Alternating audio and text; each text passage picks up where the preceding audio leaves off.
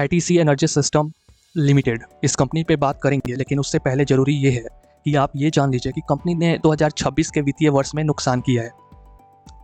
छोटी सी market cap 50 crore की, ऊपर से 30 करोड़ का कर्ज, और ऊपर से कंपनी नुकसान अगर कर रही है तो ये बहुत बड़ा ग्रीन फ्लैग नहीं है। तो अगर आप लॉन्ग टर्म निवेशक हैं और आपको यही सेक्टर पसंद है तो मुझे लगता है कि आपको जाके इसी डोमेन की अच्छी कंपनियों के ऊपर दाव लगाना चाहिए। लेकिन फिर भी अगर एटीसी एनर्जी के बारे में जानने के लिए आपने क्लिक किया इस वीडियो पे तो मेरी बातों को ध्यान से सुनिए।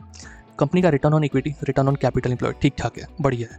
कंपनी के प्रमोटर के पास भी पर्याप्त मात्रा में स्टेक है, और जून में तो सब कंपनियों के भीतर से फॉरेन इंस्टीट्यूशनल इन्वेस्टर्स के स्टेक घटे हैं, तो इस कंपनी के भीतर भी स्टेक थे जो कि काफ़ी कम हुए हैं। लेकिन अच्छी बात यह है कि एटीसी एनर्जी सिस्टम लिमिटेड के भीतर और भी इंस्टीट्यूशंस के स्टेक हैं।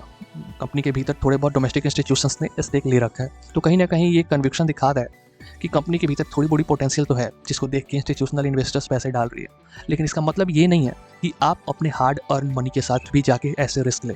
अगर आपको रिस्की बेट लेना है, ईमानदारी से मैं बोल रहा हूँ, अगर आपको रिस्की बेट लेना है, आप चाहते हैं कि थोड़ा सा रिस्की बेट ले, तो आप इस कंपनी को कंसिडर कर सकते हैं। लेकिन अगर आप लॉन्ग टर्म निवेशक हैं, वैल्यू इन्वेस्टिंग करना पसंद करते हैं, तो आपके लिए ये कंपनी नहीं है। ईमानदारी पूर्वक मैं बोल रहा हूँ, बात मान लीजिए तो अच्छी बात है, नहीं तो परेशान तो घूमेंगे ही आप।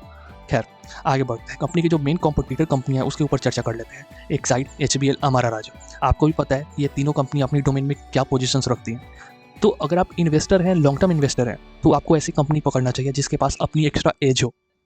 एक साइड के पास है, इस सेक्टर की सबसे बड़ी कंपनी है। अमारा राजा के पास है, जो लिथियम आयन में काफ़ी तेज़ी से आगे बढ़ रही है, अपने नए नए प्लांट्स लगा रही है। तो यही सारी चीज़ें हैं एटीसी एनर्जी के भीतर। अच्छी बात बस इतनी सी ही है कि कंपनी का प्रॉफिट ग्रोथ रेट डिसेंट है, रिटर्न ऑन इक्विटी ठीक है, रिटर्न ऑन कैपिटल एम्प्लॉयड ये भी ठीक ठाक है। लेकिन बाकी चीज़ें, बॉटम लाइन जो है वो काफ़ी कंपनी का दबा हुआ है, यानी कि रेवेन्यू की तुलना में इनकम काफ़ी कम है। तो थोड़ा सा इस बात का आपको ध्यान रखना है। बाकी ये वीडियो सही लगी हो, बातें समझ आ गई हो, तो चैनल को सब्सक्राइब आप कर लेंगे, चैनल आप लोगों का है। धन्यवाद।